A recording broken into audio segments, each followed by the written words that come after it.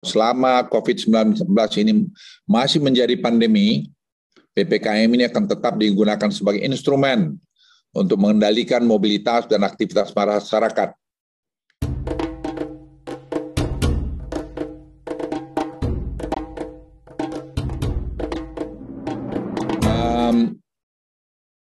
Penerapan perpanjangan PPKM level 4, 3, dan 2 yang dilakukan sejak tanggal 7 Agustus hingga 16 Agustus 2021 Jawa Bali menunjukkan hasil yang semakin baik.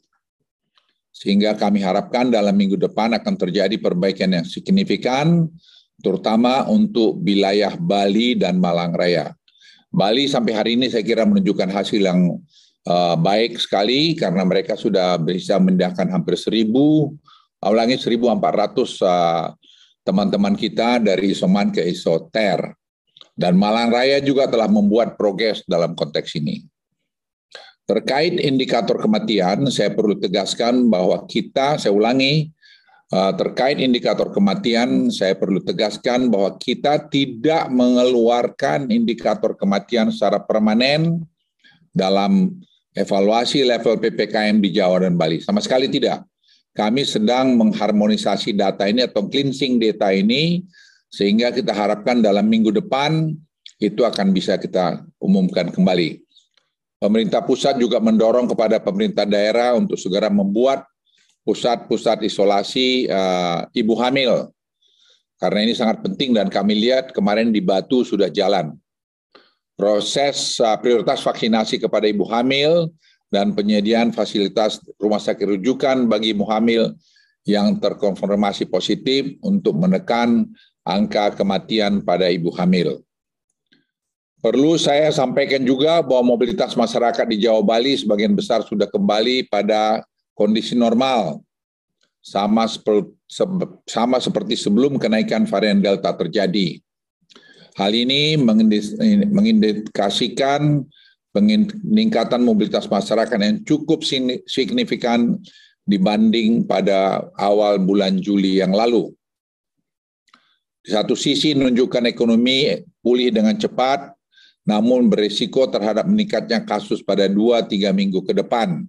Jadi kita harus semua super hati-hati menghadapi ini dan harus mengikuti protokol kesehatan dan juga tadi menyangkut masalah vaksin. Berdasarkan evaluasi yang dilakukan atas arahan dan petunjuk Presiden Republik Indonesia, maka PPKM level 4, 3, dan 2 di Bali akan diperpanjang sampai tanggal 23 Agustus 2021. Selanjutnya, saya perlu juga jelaskan bahwa percobaan pembukaan yang dilakukan di pusat perbelanjaan seperti mal menunjukkan implementasi yang cukup baik. Melalui sistem peduli lindungi, pemerintah mendapati hasil ada 1,015 juta orang yang melakukan check-in pada sistem agar dapat masuk pusat belanja _mall, dan ada 619 orang ditolak masuk oleh sistem dan tidak diperkenankan untuk masuk ke dalam pusat perbelanjaan dalam seminggu terakhir dengan berbagai macam alasan. Hasil evaluasi menunjukkan penerapan protokol kesehatan di pusat perbelanjaan mal sudah dilakukan secara disiplin, dan ini juga sekaligus untuk mendisiplinkan kita semua. Selain itu, pemerintah juga meningkatkan kapasitas kunjungan pusat perbelanjaan mal menjadi 50% dan memberikan akses dine-in, makan di tempat sejumlah 25%, atau hanya 2 orang per meja pada pusat perbelanjaan dan mal selama seminggu ke depan di wilayah level 4 yang melakukan uji coba, dan di wilayah level 3. Protokol kesehatan yang ketat tetap dilakukan untuk menggunakan protokol pelaksanaan yang sudah berjalan saat ini dengan aplikasi Peduli Lindungi untuk melakukan screening terhadap pengunjung. Selain pusat perbelanjaan mal, pemerintah juga akan melakukan uji coba protokol kesehatan untuk perusahaan-perusahaan orientasi ekspor dan orientasi domestik yang dilakukan oleh Kementerian Perindustrian. Total karyawan yang akan mengikuti uji coba ini mencapai lebih dari 390.000 orang. Industri tersebut akan diizinkan operasi 100% dengan penerapan minimal 2 shift.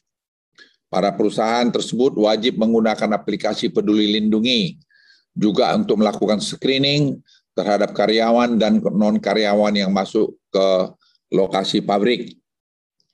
Selain itu, olahraga jenis outdoor yang dilakukan secara individu atau kelompok yang jumlahnya tidak lebih dari 4 orang dan tidak melibatkan kontak fisik akan diizinkan beroperasi dengan protokol kesehatan yang ketat. Dan uji coba penerapan SOP ini menggunakan juga aplikasi Peduli Lindungi pada 4 aglomerasi di Jawa Bali di PPKM level 4 dan kota kabupaten dengan PPM level 3. Ini penting saya akan sampaikan, kami akan menutup, saya ulangi, kami akan menutup bila ada yang melanggar ketentuan ini. Ya, kami tidak ada kompromi mengenai ini. Dan ini juga tanggung jawab pemilik untuk tidak membuat itu menjadi klaster baru. Pemerintah juga akan meningkatkan kapasitas tempat ibadah menjadi 50% di ibu kota kabupaten dengan PPKM level 4 dan 3. Tentunya juga sama dengan penerapan protokol kesehatan yang baik. Sepanjang mungkin sejarah dalam 100 tahun terakhir ini, belum ada kasus seperti ini parahnya. Inilah kasus yang penanganannya tidak boleh satu orang pun merasa bahwa dia paling tahu dan paling ngerti. Kalau kita amati, sepertinya kita akan hidup lebih lama dengan virus ini. Nggak akan virus ini cepat hilang. Oleh karena itu, ya kita mesti membangun protokol kesehatan yang bisa mengatur segala tata kehidupan kita sehari-hari aman, tapi juga tetap bisa beraktivitas agar ekonominya tetap bisa jalan. Nah, Pak Menko sudah mulai dengan mall, jadi kita sudah pasangkan sistem protokol kesehatan berbasis teknologi digital di lebih dari 180 mall, dan sekarang kita sudah uji coba itu, udah 1 juta orang yang kita checking. Nah, kita nanti atas permintaan Pak Menko, kita akan coba itu ke industri, kita akan coba itu ke transportasi, darat, laut, udara, kita akan masuk itu ke keagamaan, kemudian pendidikan, pariwisata. Jadi semua kegiatan kehidupan kita sehari-hari akan di-adjust protokol kesehatannya dengan menerapkan teknologi digital. Indonesia itu negeri bahari. Nenek moyang kita tuh paham betul apa itu namanya badai. Ya. Dan kalau kita menghadapi badai, kita tahu apakah kita mau menyerah, kalah, berbalik arah dan mundur, atau kita mau bergerak mengikuti angin dan gelombang untuk mengatasi badai ini. Kita tahu bahwa samudera yang tenang tidak akan menciptakan pelaut yang handal. Kita juga tahu bahwa kita berada dalam bahtera yang sama. Justru di tengah badai ini kekuatan dan persatuan kita diuji. Kita harus bekerja bersama, mengambil perannya masing-masing. Rakyat, pemerintah, muda, tua, miskin, kaya, orang Aceh, orang Jawa. Kita harus berupaya bersama-sama. Karena tidak ada yang aman sampai semuanya selamat. No one is safe until everyone is. Setiap insan Indonesia harus mengambil perannya di dalam bahteranya kita menghadapi badai ini. Saya yakin bahwa badai pasti berlalu, ya, bahwa Indonesia pasti akan bisa mengatasi krisis ini selama kita bisa bekerja sama, kompak, dan berpikiran positif, selalu mengeluarkan energi positif kita.